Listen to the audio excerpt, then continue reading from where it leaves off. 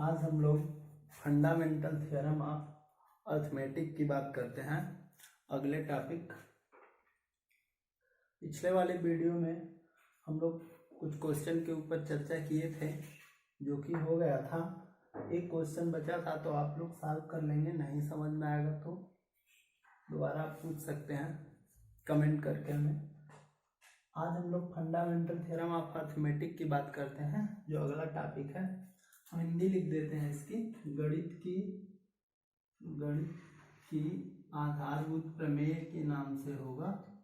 गणित की आधारभूत प्रमेय बात करते हैं हम फंडामेंटल थ्योरम ऑफ अर्थमेटिक की। इस टॉपिक में ये थ्योरम क्या करता है रियल में, तो थ्योरम से पहले हम कुछ समझ लेते हैं। इस थ्योरम का मतलब ये है कि हम किसी भी भाज्य नंबर को, भाज्य मतलब ऐसा नंबर जिसके फैक्टर 2 से अधिक हो जाए। भाज्य मतलब क्या? ऐसा नंबर जिसके फैक्टर 2 से, 2 संख्याओं से अधिक हो जाए। तो किसी भी भाज्य नंबर को हम उनको अभाज्य गुणनखंड के रूप में उसको रिप्रेजेंट कर सकते हैं यूनिक रूप से। ये यूनिक मतलब अद्वितीय रूप होता है अगर उनके क्रम को हम ध्यान न दें, बिना क्रम को ध्यान दिए। ये इस फंडामेंटल थ्योरम ऑफ अर्थमेटिक का मीन है, मतलब है। तो हमको उस फंडामेंटल, हम इस थ्योरम से पहले थोड़ा सा हम बात कर लेते हैं। मान लीजिए हम कोई भी नंबर ले लेते हैं अभाज्य संख्या, जैसे हमने मान लीजिए 2 ले लिया, 4 तो है नहीं, 3 5 7 11 11 और 13 ले लिया। तो अब इन नंबरों को 2 3 5 7 11 और 13, अब इन नंबर से हम इनका आपस में मल्टीप्लाई करेंगे, देखते हैं क्या आता है। अगर भाज्य संख्या आएगा, गुणा करेंगे तो कंफर्म है भाज्य संख्या आना चाहिए। हम ले लेके अलग अलग पेयर बनाते हैं। मान लीजिए हमने ले लिया 2 मल्टीप्लाई 3 मल्टीप्लाई 5 और मल्टीप्लाई 7, बस इतना ही लेते हैं, और भी ले सकते हैं आप। तो अगर गुणा करें इनका तो 2 3 6 और 6 बचे 30 और 30 सते 210। तो 210 कैसी संख्या है? प्राइम नंबर है, कंपोजिट नंबर है। कंपोजिट नंबर अर्थात भाज्य संख्या। हमने कहा कि अगर हम कोई भी अभाज्य संख्याएं ले लें और उसका आपस में मल्टीप्लाई करें अर्थात गुणा करें, तो जो रिजल्ट उनसे आने वाला है वो एक भाज्य संख्या होगी, कंपोजिट नंबर होगा। ये थ्योरम यही बताता है हमको, और इनके अलावा भी कुछ कहता है, हम उसकी बात बाद में करते हैं। अगर हम ले लें, हम पूरा ले सकते हैं, 2 गुणे 3 गुणे 5 गुणे 7 गुणे 11 और गुणे 13। अगर इसकी बात कर लें हम तो 2 3 6 25 7 21 और 21, 2 3 6 25 210 और 210 गुणे 11 करेंगे तो 11 0 11 1 11 11 दूना 22 22 1 23 2310 और गुणे 13 बचा हुआ है, तो 13 मल्टीप्लाई 13 कर दें तो 13 का 0 में गुणा करेंगे 0, 13 कम 13 को 3, 13 3 39 1 40, 13 दूना 26 और 26 और 4 30, यानी कि इतना आएगा। 0 है लास्ट में, कंपोजिट नंबर है, तो बात फिक्स है, मतलब भाज्य संख्या है। तो हम कह रहे हैं किसी भी नंबर का, हम जरूरी नहीं है ऐसा ही लें, हम अगर इसका भी करेंगे, अगर 2 का हमने 3 पावर ले लिया, मतलब 2 गुणे 2 का पावर हमने 2 लिख लिया, गुणे 3 किया, गुणे 5 किया, गुणे 7 किए, गुणे 11 किया और गुणे 13 किया, तब भी जो रिजल्ट आने वाला है वो कंपोजिट नंबर आएगा, अर्थात उसके फैक्टर 2 से अधिक हो जाएंगे। अब बात करते हैं हम इस थ्योरम की। तो इस थ्योरम के अनुसार, इस प्रमेय के अनुसार हम कहते हैं कि किसी भी, लिख देते हैं हम ये थ्योरम, किसी भी बुक में दिया हुआ है, लिखने की कोई बहुत आवश्यकता नहीं है, बस बता दे रहे हैं। किसी भी संख्या को, कोई भी संख्या है, संख्या कैसी है, भाज्य संख्या है, कंपोजिट नंबर अर्थात उसके 2 से अधिक गुणनखंड हो सकते हैं, मतलब 2, 4, 6, 8, 9, 10, 12, 15 होगा, कंपोजिट नंबर है। इससे दो नहीं होगा, 4, 6, 8, 9, 10, 12, 15, 16, 20, 21, इस तरह से। और जितनी भी संख्याएं होंगी, मतलब जिसके गुणनखंड 2 से अधिक हो सकते हैं, उन संख्याओं को अगर हम क्रम का ध्यान न दें तो बिना क्रम को ध्यान दिए हुए उन संख्याओं का अगर हम फैक्टर करेंगे तो उसके फैक्टर में जो संख्याएं आएंगी वो सारी की सारी अभाज्य संख्याएं होगी। अर्थात इस थ्योरम के अनुसार हम कह सकते हैं कि कोई भी भाज्य संख्या को, किसी भी भाज्य संख्या को हम अभाज्य गुणनखंडों के रूप में, अद्वितीय रूप में, बिना उनके क्रम को ध्यान दिए लिख सकते हैं।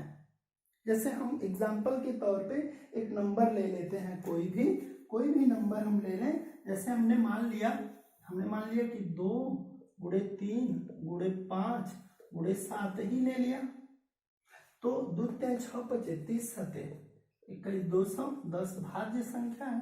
तो ये वही मतलब है, अगर हम 7 गुणे 5 गुणे 3 गुणे 2 करें तो ये उसी नंबर को दर्शाएगा। बस हम ये कह रहे हैं कि अगर इनके क्रम को ध्यान में हम न रखें, क्रम इनका ध्यान में न रखें, तो ये यूनिक रूप से हम इनके फैक्टर को लिख सकते हैं। ये दोनों सेम है अगर इनके क्रम को ध्यान में न रखा जाए। तो ये हुआ फंडामेंटल थ्योरम ऑफ अर्थमेटिक, यही इस थ्योरम का मतलब है। अब बात करें अगर इसके क्वेश्चन की, हाँ, ये एक बात ये और कहता है, बुक में दिया हुआ है, ये कहता है कि इनके अलावा, इस थ्योरम के अलावा फैक्टर तो हम कर ही सकते हैं, इनके अलावा कुछ बातें ये बताता है। जैसे अगर हम कह लें कि अभाज्य संख्या कोई होगी, कोई अभाज्य संख्या, ये जैसे हमने अभाज्य संख्या लिया, तो अभाज्य संख्या अगर लिया तो ये बात तो कन्फर्म है कि इस संख्या से हम लिख सकते हैं कि कोई भी ऐसी, अगर हम अभाज्य संख्याओं का गुणा करें तो उनसे जो रिजल्ट आएगा वो हमेशा भाज्य ही होगा। ये बात तो कन्फर्म है, अभाज्य तो हो नहीं सकता, किसी को भी ले लें, तो ये बात भी क्लियर है। बस थ्योरम यही है। अब इनसे कुछ क्वेश्चन आएंगे बुक में, इसके अलावा तो कुछ है नहीं। हाँ, ये बात है कि हम इसको ऐसे लिख सकते हैं, मान लिया कि अगर आरोही क्रम में लिखना हो इनके गुणनखंडों को, मान लिया कोई x संख्या है तो इसके factor p1 p2 p3 p4 ... pn है। तो अगर p1 ≤ p2, फिर ≤ p3 और ≤ p4, ऐसे ... ≤ pn। तो हम इनको अगर एक साथ लिखें, p1 गुणे p2 गुणे p3 ऐसे लिख सकते हैं, p4 और ... गुणे pn लिख सकते हैं। अगर मान ले p1 और बराबर p2 हो जाए बराबर p3 हो जाए, हम लिख सकते हैं कि p1 का whole cube multiply p4 multiply ऐसे। जैसे मान लीजिए हम 2 गुणे 2 गुणे 2 गुणे 3 गुणे 5 गुणे 7, तो क्या हम इसको ऐसे नहीं लिख सकते हैं, 2 पे 3 गुणे 3 गुणे 5 गुणे 7, ऐसे पावर के रूप में लिख सकते हैं। बस ये थ्योरम यही है। अब अगर हम बात कर लें, इनसे हम HCF एलसीएम जैसे निकालते थे, HCF एलसीएम अगर निकालते थे, तो हम अगर बात करें किसी क्वेश्चन की, आप देखेंगे HCF एलसीएम में इनके फैक्टर से एक रिजल्ट हमको देखने को मिलेगा। जैसे अगर हम बात कर लें, अगर मान लिया हम 25 और 50 की बात कर लें, तो हम देखेंगे चाहे 50 की ना बात करके 60 कर लेते हैं, एलसीएम की इनकी बात करेंगे, तो अगर 50 को हम रिप्रेजेंट करें तो ये भाज्य संख्या है, तो इसको हम अभाज्य गुणनखंड के रूप में लिख सकते हैं। कैसे लिखेंगे, 2 गुणे 5 गुणे 5, और इसको 60 को लिख सकते हैं 2 गुणे 3 नहीं 2 गुणे 2 गुणे 3 गुणे 5, 2 दूनी 4 3 12 25 60। तो अब इसमें हम अगर बात करें HCF की अगर बात करेंगे तो दोनों में जो सबसे कम वाला पावर होगा, दोनों में उभयनिष्ठ हो और सबसे कम वाला पावर, अर्थात 2 1 भले इसमें 2 मान लीजिए ये नहीं मिल रहा है इसमें, मानो अगर 2 पे 3 पावर हो जाए इसमें, चाहे 1 और 2 हो जाए, हमको उससे नहीं लेना देना है। तो इन दोनों में सबसे कम वाला पावर अर्थात 1 पावर, तो एक ही कॉमन होगा। तो HCF की अगर बात करेंगे तो HCF क्या हो जाएगा, दोनों में कॉमन ये 5 और बस ये, तो 2 गुणे 5 यानी कि 10, यानी कि इनका HCF क्या हो जाएगा 50 और 60 का 10। और LCM की बात करें तो सबसे अधिक वाला पावर यानी कि 2 2 और 3 और 1 5 गुणे 5। तो LCM की अगर बात करेंगे तो 2 दूनी 4 3 12 25 60 25 300 इनका LCM हो जाएगा। तो हम इसको क्वेश्चन में बात करेंगे, बस ये खत्म है। अगर हम बात कर लें इनके एग्जाम्पल की, बुक में कुछ एग्जाम्पल है। पहला एग्जाम्पल है कि हम एग्जाम्पल की बात करते हैं। एग्जाम्पल नंबर 5 लिखा हुआ है 4 टू द पावर n पर विचार कीजिए जहां n एक प्राकृतिक संख्या है। जांच कीजिए कि क्या n कोई ऐसा मान है जिसके लिए 4 पे n 0 पर समाप्त होता है। हम बात करते हैं इसकी कि अगर ऐसा क्वेश्चन दिया हमको, एक क्वेश्चन दिया हुआ है एग्जाम्पल में दिया हुआ है ये अगर 4 के पावर n है। अब ये कोई इनका फैक्टर अगर हम करें, क्वेश्चन में ये दिया हुआ है कि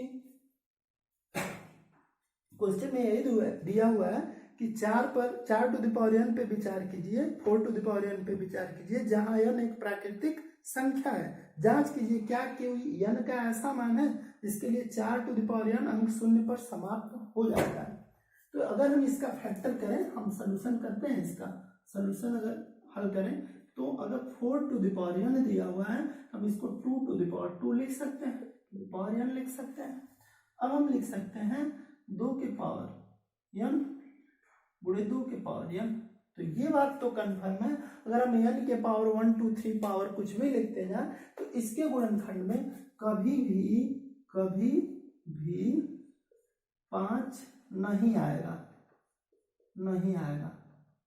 अब 5 नहीं आएगा तो कंफर्म है कि ये 0 पे कभी समाप्त नहीं होगा, क्योंकि 2 का जितनी बार आप गुणा करिए, 20 बार 25 बार 1000 बार 10,000 बार करिए, कभी भी 5 नहीं आ सकता। और अगर 5 नहीं आएगा तो कंफर्म है इसके बीच में कभी 0 नहीं आएगा। तो आप कहेंगे कि अभाज्य गुणनखंड 2 है और 2 के पावर n है, तो n के किसी भी मान के लिए इसका गुणनखंड कभी भी n के किसी भी मान के लिए केवल 2 है। तो 2 के पावर कुछ भी रखें, हम 2 के पावर 1 रखें तो 2 के पावर 2 रखें 2 गुणे 2, 2 के पावर 5 रखें तो 2 गुणे 5 बार आएगा।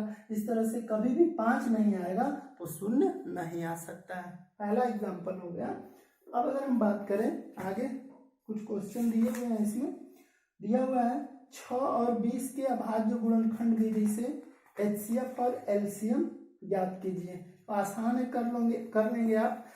अब अगर हम बात कर लें, एक फार्मूला आप लोग पढ़े हैं पहले से, उसमें कोई नया चीज है नहीं। अब HCF multiply LCM equal to product of 2 number, यानी कि लॉसो गुणे मौसो बराबर दोनों संख्याओं का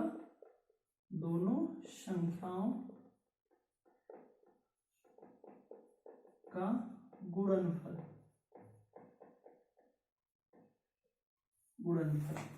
बस ये फार्मूला है, आप इसको याद रखिए। उसके बाद इससे क्वेश्चन सॉल्व होंगे सारे।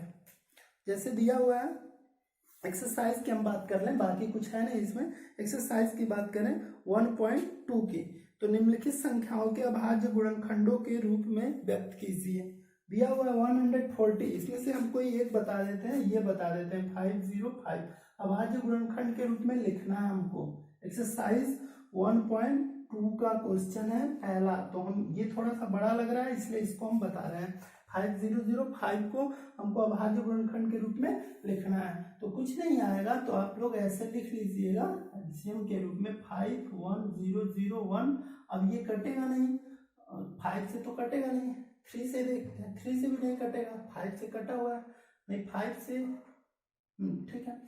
7 से देख लें तो 7 से कटेगा, 7 से डिवाइड करेंगे तो 7 101, तो 7 1 जा 7, 7 एक कम 7, 7 चौक के 28, 7 से कटेगा, 7 चौक के 28, 2 एक बचेगा, 7 तरीके 21 कटेगा 143। फिर 7 से कटना चाहिए, 7 से नहीं कटेगा, 7 से नहीं कटेगा। अब 11 से कटेगा, 11 एक कम 11, 11 तिया 33, फिर 13 से कटेगा, यानी कि अब व्यर्थ हो गया ये 5 गुणे 7 गुणे 11 गुणे 13, ऐसे रिप्रेजेंट करना है बस। अब क्वेश्चन नंबर 2, पूर्णांकों के निम्नलिखित युग्मों के एचसीएफ एलसीएम ज्ञात कीजिए तथा इसकी जांच कीजिए। दो संख्याओं का गुणनफल बराबर एचसीएफ गुणे एलसीएम। बिल्कुल आसान है, कोई भी हम बता देते हैं, तीसरा ही हम बता देते हैं। तीसरा दिया हुआ है 336 और 54। अब इनका हमको एलसीएम एचसीएफ निकालना है तथा ज्ञात करना है। तो 336 का हम फैक्टर लिखेंगे पहले, अभाज्य गुणनखंड ऐसे लिख लीजिएगा, नहीं समझ में आएगा तो कहीं 336 2 से कटेगा, 2 एक कम 2, 2 छके 12, 2 अठे 16, फिर 2 अठे 16, 2 चौके 8, 2 चौके 8, 2 दूनी 4, 2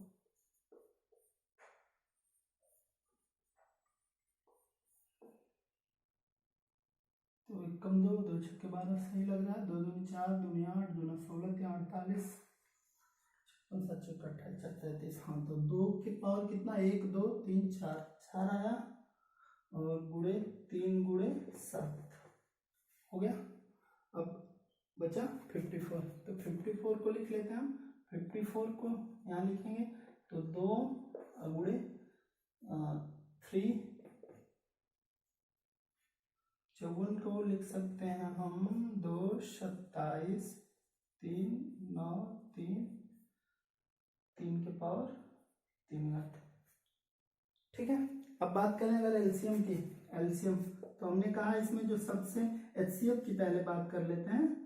एचसीएफ, तो एचसीएफ में जो सबसे छोटा वाला पावर होगा, सबसे छोटा वाला पावर कौन है, 2 दोनों में मिल रहा है, 2 पे 1 पावर, सबसे छोटा वाला पावर तो 1 मिल रहा है इसमें और 3 में भी 1, अर्थात 2 6, 6 इसका क्या हो गया, एचसीएफ हो गया और 6 एचसीएफ हो गया। तो एलसीएम हम निकाल सकते हैं, एलसीएम ऐसे भी निकाल सकते हैं, दोनों में जो पावर ज्यादा मिल रहा है, नहीं तो आप ऐसे निकाल लीजिए, ऐसे निकाल लीजिए HCF multiply product of 2 number, तो 2 नंबर का गुणा 336 गुणे 54 बटे एलसीएम, तो एलसीएम के लगा, एलसीएम के पास एचसीएफ की जगह ना एलसीएम की बात कर ले हम, एलसीएम तो एलसीएम के पास में क्या है 6 से हम डिवाइड कर देंगे, तो 6 से डिवाइड करेंगे तो क्या आएगा, क्या ऐसे रहने दीजिए, एलसीएम ऐसे निकालिए, एलसीएम निकालेंगे तो दोनों में जो सबसे ज्यादा पावर मिल रहा है, यानी कि 2 टू द पावर 4 रहेगा और 3 टू द पावर 3 रहेगा और 7 रहेगा, यानी कि 2 दूनी 4 दूना 2 दूना 2 दूना 4 दूना 8 दूना 16, 3 3 9 3 27 गुणे 7। अब 16 7 112, 112 गुणे 27, 27 का गुणा करें 112 में तो 27 हो जाएगा, 7 दूनी 14, 7 एक कम 7 1 8 और 7 दूना 14, 7 एक कम 7 1 8 और 7, 2 दूनी 4, 2 एक कम 2 और 2 एक कम 2, 4 8 4 12 को 2, 7 2 9 1 10, 2 1 3, क्या आ गया, एलसीएम इनका आ गया 30 24। अब हमको वेरीफाई करना है, बराबर दिखाना है कि सही है कि नहीं है। तो एलसीएम गुणे HCF, एलसीएम गुणे HCF इक्वल टू, अब इन दोनों संख्याओं का गुणनफल तो 336 गुणे 54। अब हम गुणा करेंगे इनका 30 24 गुणे 6, अब बराबर इनका गुणा कर लें, 6 चौके 24 और 6 दूना 12 दो 14, 6 18। अब इनका गुणा कर लें 336 गुणे 54, 4 छके 24 को 4 4 10 12, 12 दो 14 और 4 10 12, 12 1 13, 5 छके 30, 5 15, 3 18, 5 15, 15 1 16, 4 4 8 3 11 को 1 6 1 7 1 8 1 18 1 44, यानी कि दोनों बराबर है। बस ये रहा। और तीसरा अभाज्य गुणनखंड, ऐसा अभाज्य गुणनखंड से एलसीएम निकाल लेंगे आप, चौथा हो ही जाएगा। पांचवा देख लीजिए जल्दी से।